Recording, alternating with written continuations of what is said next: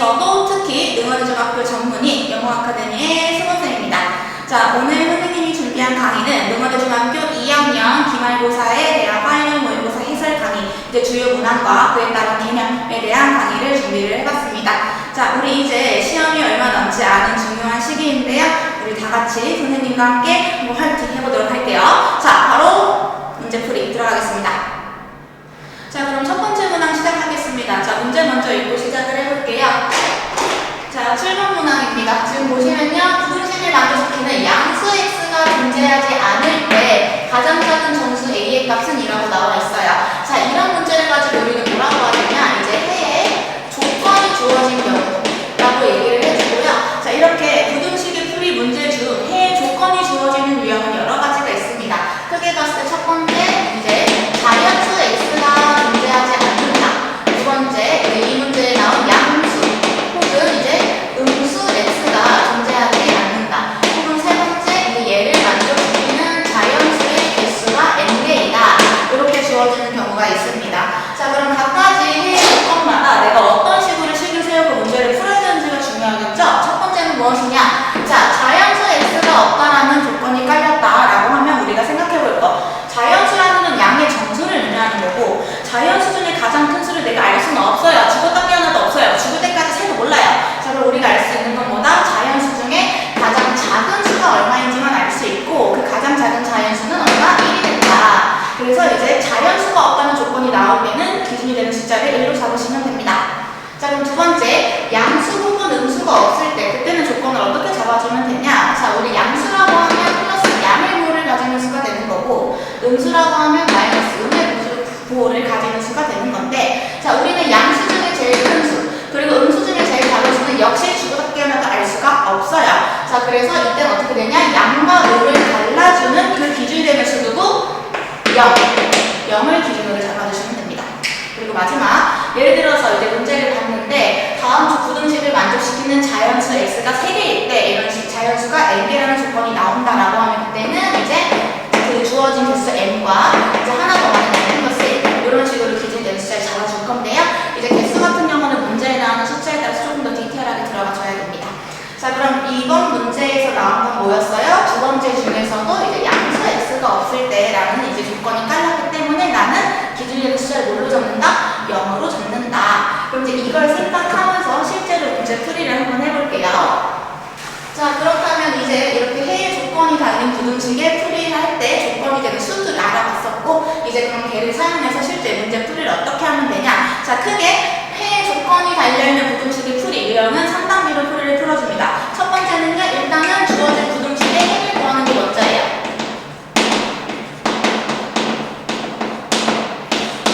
자, 그럼 부등식의 해를 구하기 위해서 이제 실제로 주어진 부등식을 봤더니 개수의 전부 다 소수 한 자리 수를 개수로 가지고 있는 수가 되고요.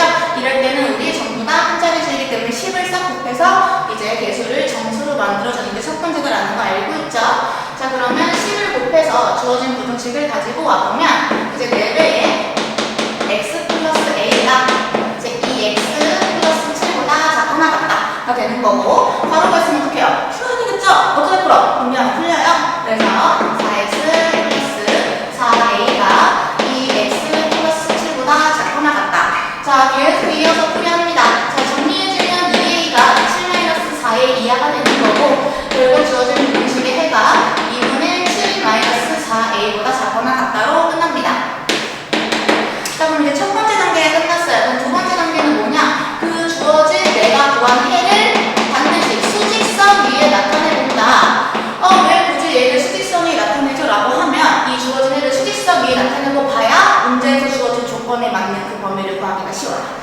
자, 한번 해봅니다. 자, 수직선 대충 이렇게 그어주고요. 자, 뭘 먼저 표시해야 되죠? 여기 부등식의 우변에 있는 기준이 되는 숫자 2분의 7-4a. 그리고 자, 등호 여부 반드시 확인하셔야죠. 작거나 같다라고 했으니까 경계도 확실하게 채워줍니다. 그리고 화살표는 왼쪽으로 뻗어주시면 되겠죠.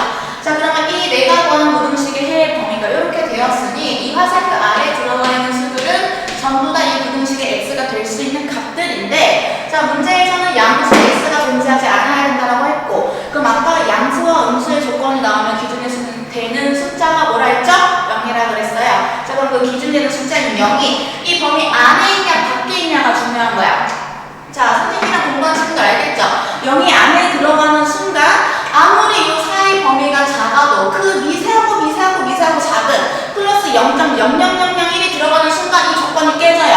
그래서 애초에 양수 x가 생길 수 있는 싹을 잘라야 된다 그랬어요.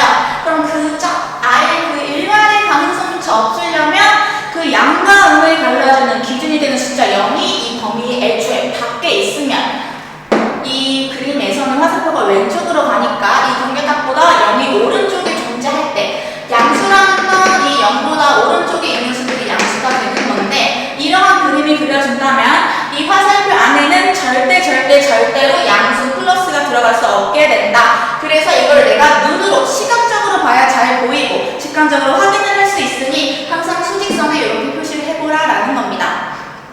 자, 그러고 나면 뭐가 보이냐? 우리가 알고 있는 특징, 수직선에서는요 오른쪽으로 갈수록 큰 수고 왼쪽으로 갈수록 작은 수라는 걸 알고 있어요. 그럼 이제 이 나와 있는 숫자들의 나를 봤을 때 기본적으로 나오는 거 2분의 7-4의 2가 0보다 왼쪽에 있으니 얘가 더 작다라는 범위를 구할 수 있습니다. 자, 그럼 여기서 끝이냐? 아니에요. 부등식에서 중요한 거는 부등 후에 아래 등호가 들어가냐 안 들어가냐가 굉장히 중요하다 그랬고요.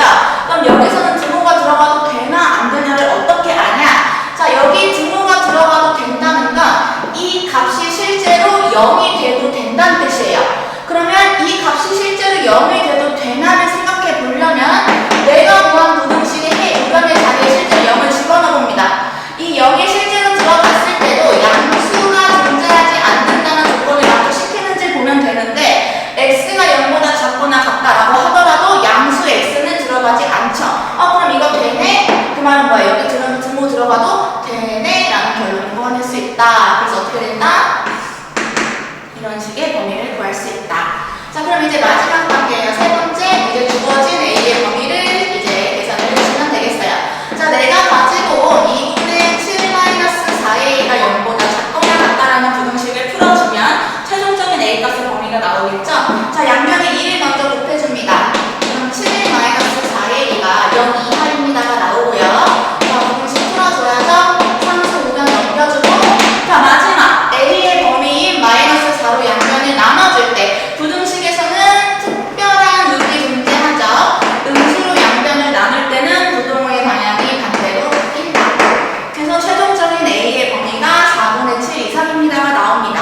근데 문제에서 물어보는 건 가장 작은 정수 A 값이라고 했으니 4분의 7 이상인 가장 작은 정수 A면 이제 2가 되겠죠. 요렇게 1번이라고 답이 나오게 돼요. 자, 일단 정리를 하자면 이렇게 부등식의 해에 대한 조건이 주어지는 문제 같은 경우 첫 번째 조건 파악을 먼저 해줍니다. 자연수가 없는지, 양수가 없는지, 음수가 없는지, 잔수가 몇 개인지. 그래서 그 조건들에 따라서 내가 생각해야 되는 그 기준의 값을 생각을 해주고요. 그리고 이제 문제를 풀어주면 돼요. 해를 구하고 걔를 수직선에 나타내서 아까 생각해둔 조건의 수에 대해서 부등식을 세우고 풀어주면 된다. 그래서 이 문제를 풀기 위해서는 제일 먼저 알아야 되는 게 뭐다? 처음에 설명해준 자연수가 없을 때의 조건, 양수가 없을 때의 조건을 생각해 주시면 되겠습니다. 자, 이렇게 7번 문항 첫 번째 문제 풀이가 끝이 났고요. 다음 문제 한번 넘어가 볼게요. 자, 다음 두 번째 문제 풀이 한번 시작해 보겠습니다. 15번 문항이고요. 자, 보시면 점수는 4점이지만 4점짜리 문항을 갖고 있는 이유가 뭐겠어요? 중요하니까 컸겠죠? 자, 그러면 이 문제를 풀기 위한 이제 개념을 먼저 간단하게 보고 갈 건데, 자, 문제를 한번 봐보면, 자, 문제에서 물어보는 게 뭐다? 다음에 연립방정식에 해가 없다. 자, 그럼 우리가 드는 생각? 그럼 연립방정식이 가지는 해의 그 종류가 어떻게 되는가를 생각해 보시면요. 자, 연립방정식 같은 경우는 자, 기본적으로 첫 번째, 이제 한 쌍의 해를 갖는 게 보통 제일 일반적인 경우다. 그리고 이제 두 번째는요, 이제 해가 무수히 많다. 그 말은 뭐다? 해를 만들어주는 수가 겁나게 많다. 어떤 수를 넣어도 다 된다. 그리고 이제 세 번째는 뭐다? 이제 문제에 나온 것처럼 해가 없다. 이렇게 이제 우리가 다루고 있는 미리수가 2개짜리 연립 1차 방정식은요, 이렇게 크게 세 가지의 해 형태를 가집니다. 그 중에서 이제 얘가 일반적인 거라고 했죠? 그래서 이 두 가지를 묶어서 이제 해가 특수한 연립 방정식이라고 얘기를 해주는데, 그럼 내가 저걸 어떻게 알아야 거야? 내가 시를 딱 봐서 얘가 한 쌍의 해를 갖는지, 특수한 해를 갖는지, 그러니까 해가 많은지 적은지 내가 어떻게 알아? 그럼 그거 아는 기준이 있겠죠? 나랑 공부한 친구들은 다 알 거야.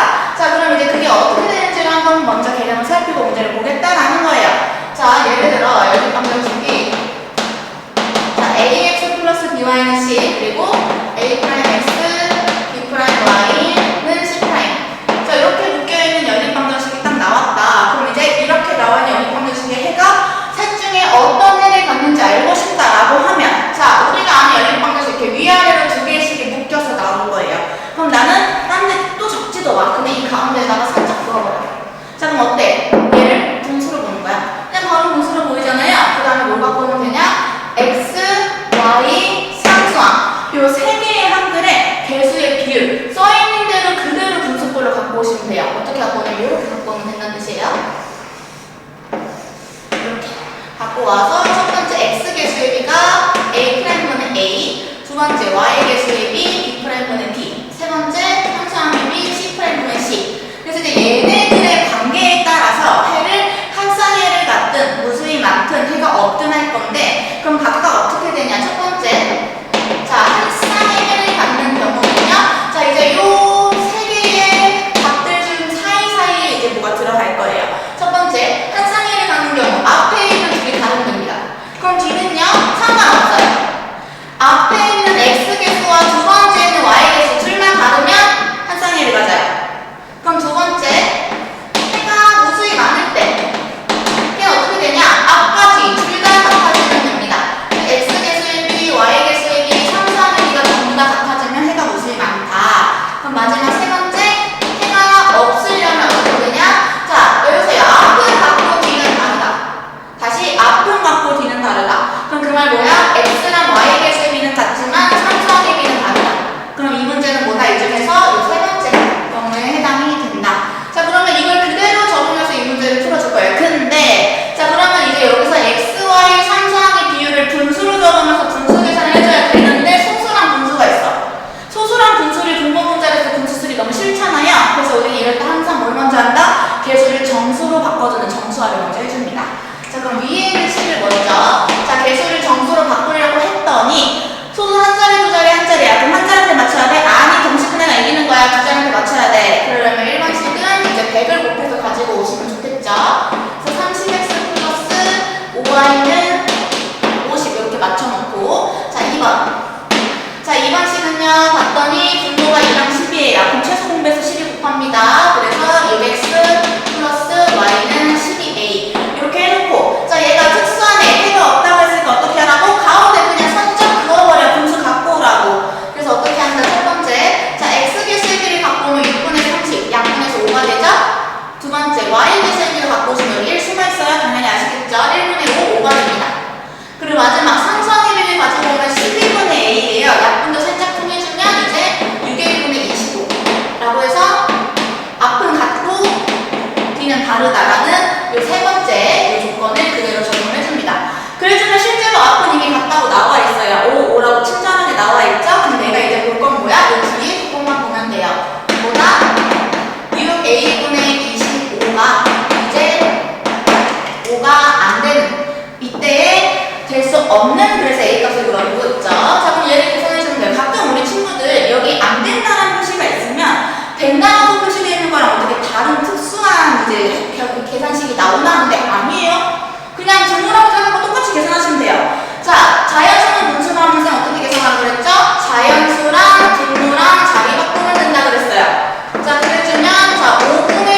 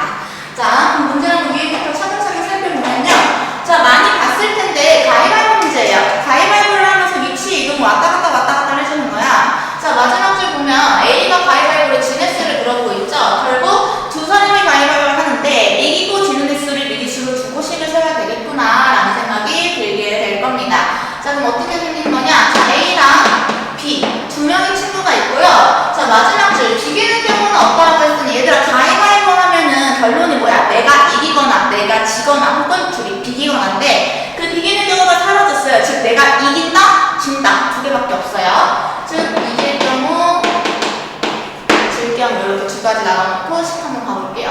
자, 보통은 이제 시작점은 같은 곳에서 출발할 건데 얘는 약간 행동을 주기 위해 시작하는 위치가 달라요. 자, A는 10번째, B는 4번째 계단에서 각각 시작을 해줍니다. 즉 A의 처음 위치는 10개 단위, B의 처음 위치는 4개 단위라고 놓고 이제 식을 세워볼 거예요. 자, 가위바위보를 해서 이긴 사람은 4계단 올라가는 거고, 즉 이기면 4칸 올라가고 플러스 4, 그리고 진 사람은 1계단을 잘 보셔야 돼요. 내려가는 거 아니고 올라갑니다. 보통 내려가니까 마이너스가 죽거든요. 올라가니까 지면 이제 플러스 1칸을 해준다. 자, 그 결과 A와 B의 최종 위치가 나와 있고요. 그때 가위바위보 A가 진 횟수를 물어보고 있어요. 자, 그러면 내가 A가 이긴 횟수를 X라고 준다면 반대로 B는 X번을 졌다라고 볼 수 있겠죠. 얘가 이겼으면 얘는 진 거지. 얘가 이기면 얘도 이길 수 없잖아요. 그쵸? 자, 그러면 이제 A가 진 횟수를 Y라고 준다면 이제 반대로 B가 이긴 횟수가 Y가 된다. 그럼 이제 식은 어떻게 하냐? A랑 B 각각 가위바위보가 끝난 뒤에 위치가 나와 있어요. 그 위치들로 식을 세워주면 됩니다. 첫 번째, 자, 가위바위보가 끝난 뒤에 A의 위치를 계산하는 식을 한번 적어줄 거예요. 자, 어떻게 될 거냐? 빼먹기 쉬운 거, 맨 처음 시작 위치가 0이 아니에요. A는 10계단 위에서 시작을 했으니까, 자, A의 위치는 처음에 10계단에 있었는데 X번씩 그러니까 4계단씩 X번이 이겼어요. 즉 플러스 4X 올라갔고요. 지면 한 칸 올라가는데 Y번 졌어요. 즉 Y만큼 올라갔더니 그 결과가 최종적으로 55계단이 되었다. 요거 하나랑 두 번째는 이제 B에 대한 위치 계산을 해주시면 되겠죠. 자, B에 대한 위치는 어떻게 되냐? 자, B는 원래 플러스 4계단에서 시작을 했는데, 자, 4칸씩 Y번을 올라갔고 한 칸씩 X번을 올라갔다 했더니 최종적으로 34계단 위에 있었습니다. 그래서 이제 연립방정식 생성됐습니다. 그럼 이제 어떻게 이것만 잘 풀어주면 돼요. 자, 그럼 우리 친구들이 익숙한 형태를 식을 좀 정리해주면, 자, 위에 식 먼저, 자, 4x 플러스 y는 45, 자, 아래 식도 x 먼저 쓸게요. x 플러스 4y는 30. 요거 이제 써주면 될 건데요. 자, 문제에서 물어본 게 A가 가위바위보를 진 횟수, 즉 이거는 x 값이냐 y 값이냐, A가 진 횟수, y 값입니다. 지금 내가 보여줬던 y 값이니까 나는 가상법을 할 때 뭘 소거시켜준다? x를 소거시켜준다. 자, 그럼 x를 소거시키려면 x 개수 맞춰야죠. 아래식을 4배 해주고요. 자, 위아래식 바로 빼줍니다. 자, x 지워서 마이너스 15, y는 마이너스 75. 즉 y 값이 5. 그래서 뭐다? A가 진 횟수가 5번이 된다. 자, 그래서 가위바위보 문제를 풀 때는요, 요처럼 쌤이 질그는 것까지는 안 바랄게. 그냥 모양 정도로라도 이제 표 모양 정도 이렇게 해서 눈에 보이기 쉽게 내가 내 글씨 못 알아보고 틀릴 수도 있잖아요. 보기 좋게 정리해서 이제 각각의 위치에 대한 식만 잘 세워주시면 되고요. 그리고 이 문제 나가는 걸 페이크 주겠다고 뭐 있었어? 처음 위치 다른 거 요거 페이크 하나 있었고, 두 번째 또 뭐였어? 졌는데 안 내려가고 올라가요. 요런 것까지 디테일 체크하면서 보면은 오답률이 조금 더 줄여갈 수 있겠죠? 자, 연립방정식의 활용 문제 하나 가봤고요. 이제 다음 문제 넘어가겠습니다. 자, 다음 22번 문항 한번 풀이 시작해 보겠습니다. 자, 얘는 뭐냐? 1차 함수 활용 문제를 하나 가져와 봤어요. 그 중에서도 쌤은 도형의 활용으로 한번 문제를 제작해 봤습니다. 자, 한번 가볼까요? 자, 어떻게 움직이는 거냐? 자, 사각형에서 점 P가 B를 출발해서 저렇게 C까지 움직인다라고 하면은 이때 쌤이 항상 수업 시간에 얘기했던 게 강조했던 게 있어. 자, 점이 도형이를 움직일 때는 걔가 움직인 거리를 나타내는 성분이 어딘지를 찾아야 된다. 그리고 그게 어딘지에 대한 기준은 뭐다? 출발점을 봐라. 자, 점 B를 출발해서 C 방향으로 움직인다라고 했으니 이때 점 P가 움직인 거리는 성분 BP가 됩니다. 자, 그럼 우리가 먼저 생각할 거, 거리? 움직여? 몇 초, 몇 센치씩? 그럼 우리는 거속시 생각을 해볼 수가 있어요. 자, 그럼 얘가 어떤 속력을 가지고 이동을 하냐는 건데, 그걸 구하기 위해서 여기 4초에 2cm씩 움직인다는 힌트가 하나 나왔죠? 자, 그럼 이걸 가지고 나는 점 P의 속력을 먼저 계산을 해봅니다. 자, 우리 속력 어떻게 구해요? 이런 건 다들 아시죠? 속력은 이게 시간분의 거리를 구할 수 있고, 얘가 이제 4초에 2cm씩 움직인다라는 건 이제 점 P의 속력을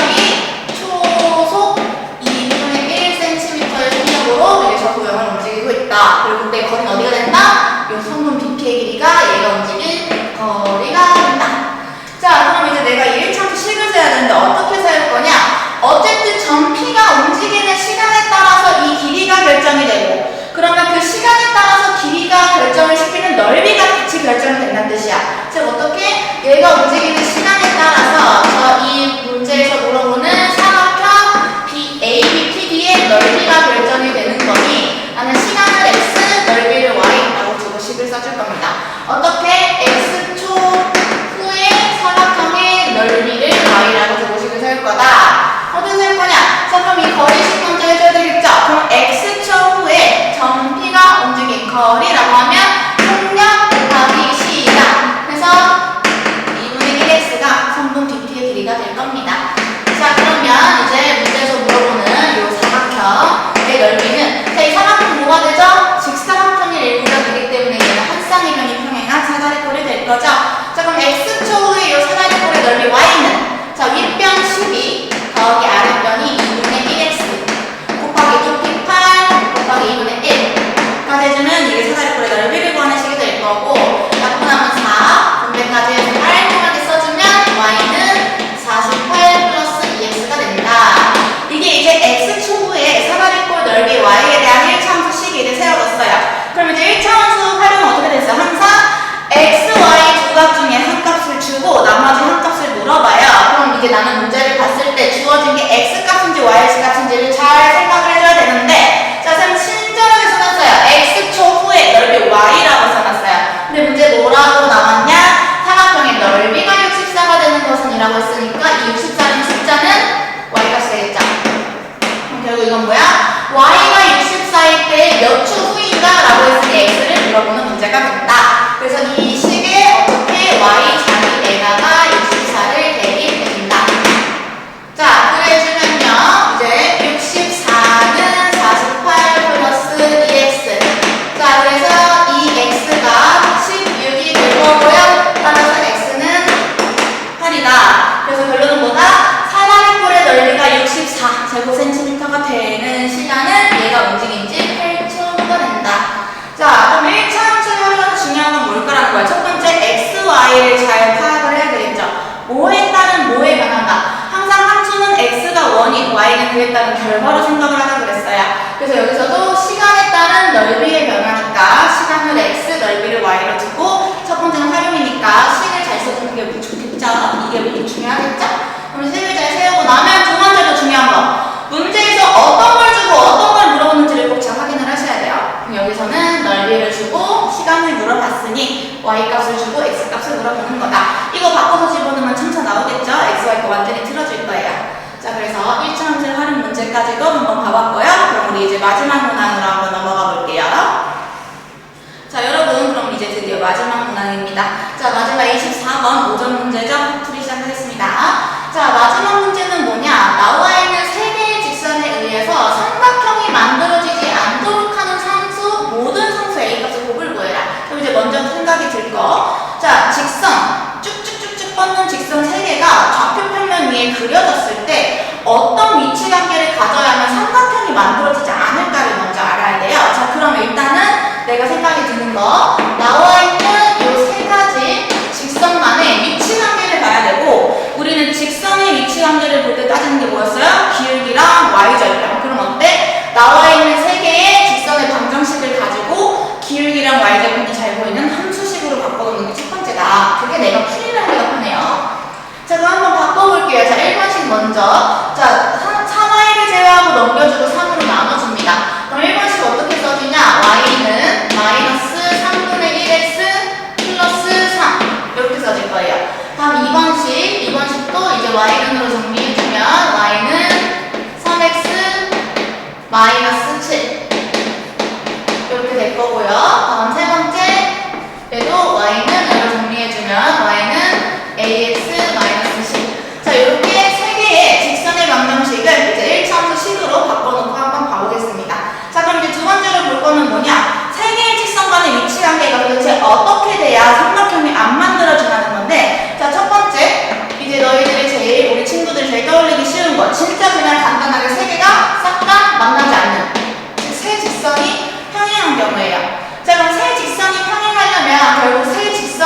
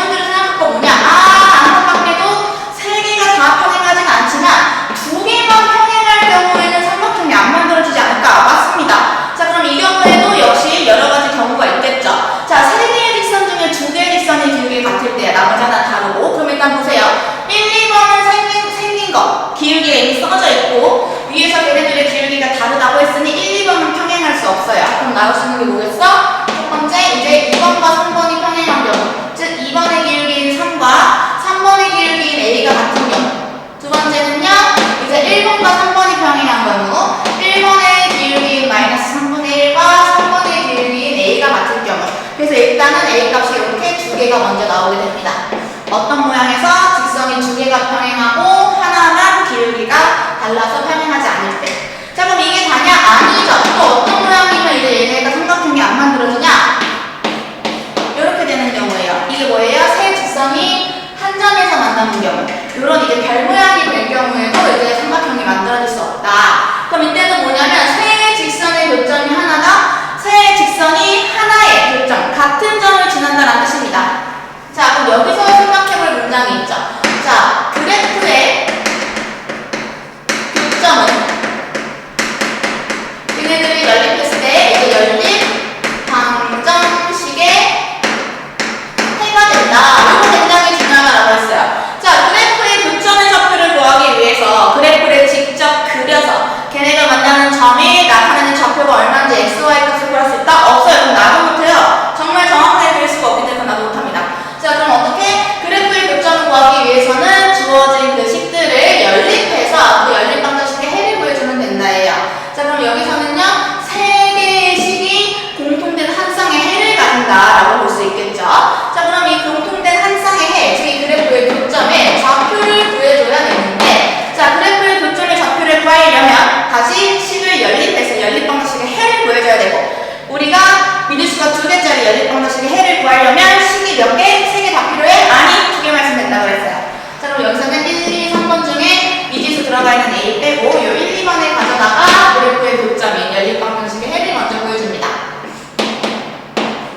자, y는 마이너스 3분의 1x 플러스 3과 이제 y는 3x 마이너스 7. 자, 얘네들을 연립해줄 거예요. 둘 다 y는 이라고 나왔으니까 좌변끼리 같네요. 그럼 우변끼리 다 따로 식수하면 된다 그랬죠. 그래서 마이너스 3분의 1x 플러스 3과 3x 마이너스 7이 같다. 정리해줍니다. 그러면 마이너스 3분의 10x가 마이너스 10이 되고요. 결국 x 값이 3이라고 나오네요. 자, 그럼 y 값을 알고 싶으면 아무 식에나 집어넣어주면 되고요. 자, 요 식의 x에다가 3 집어넣으면 9 마이너스 7. 즉, y 값은 2가 됩니다. 자, 그럼 뭐다? 이 얘네들의 세 직선의 공통된 교점의 좌표가 3,2가 된다는 거고, 자, 세 직선이 이 점에서 만난다라는 말은 뭐랬어? 세 직선이 똑같이 이 점을 지난다가 된다고 그랬어. 얘네가 만난대 여기서. 그럼 걔네가 다 지나야지. 예를 들어서 내가 친구랑 스타벅스에서 만나기로 했어. 그럼 일단 둘 다 스타벅스를 가야 만날 거 아니에요? 자, 그러니까 자, 요 3,2를 이제 여기다가 집어넣어서 A 값을 계산을 해주시면 됩니다. 자, 그래서 주어진 3번식에다가 이제 3,2를 대입을 해주면 2는 3A 마이너스 10. 그래서 A가 4인 걸 알 수 있다.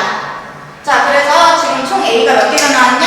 자, 두 번째 경우에서 3 마이너스 3분의 1. 그리고 마지막 세 번째 경우에서 4. 이제 총 3개가 나왔고요. 결국 문제에서 물어보는 모든 A 값들의 곱이면 이제 3 곱하기 마이너스 3분의 1 곱하기 4에서 마이너스 4 하면 4번으로 끝이 나겠네요. 자, 이제 우리 친구들이 이런 문제가 나왔을 때 멈칫하고 어려워하는 이유가 뭐냐? 세 직선이 어떻게 생겨야지 삼각형이 안 만들어지는지를 몰라서 멈칫하고 못 푸는 거예요. 결론은 뭐다? 이렇게 어떻게 그려져야만 삼각형이 안 만들어지는지 요거를 이제 기억하고 있어야 이런 문제를 풀 수 있겠죠? 자, 그래서 이제 삼각형이 만들어지지 않는 위치관계 3가지 꼭 기억해 주셨으면 좋겠습니다. 자, 여러분 오늘 이렇게 선생님과 농어대중학교 2학년 1학기 기말고사, 화행할 모의고사에 대한 주요 문항과 이제 그 문항들을 풀기 위한 주요 개념에 대한 해설 강의를 같이 보게 되었습니다. 자, 우선은 우리 아이들이 최대한 좀 기억했으면 좋겠는 내용, 이제 필요한 내용들을 위주로 쌤이 이제 문제를 만들고 그에 대한 해설 강의를 만든 건데, 이제 이 영상을 보고도 이해가 되지 않는다, 혹은 다른 문제도 궁금해요, 혹은 모바일 모의고사에 대한 게 아니어도 선생님 저 이런 게 궁금해요 하시면 선생님 찾아오시고요. 자, 이제 여기 유튜브 영어 아카데미를 검색하시면 이제 저 말고도 다른 이제 학년과 그거에 대한 수학에 대한 해설 강의 혹은 이제 영어 해설 강의도 있으니까요. 이제 영어 아카데미 유튜브 들어가서 이제 여러 가지 강의를 보시고 시험에 꼭 유의미한 결과를 가져왔으면 좋겠습니다. 자, 여러분 남은 시간 동안 정말 열심히 해서 선생님도 같이 열심히 할게요. 직접 공부까지 우리 열심히 화이팅!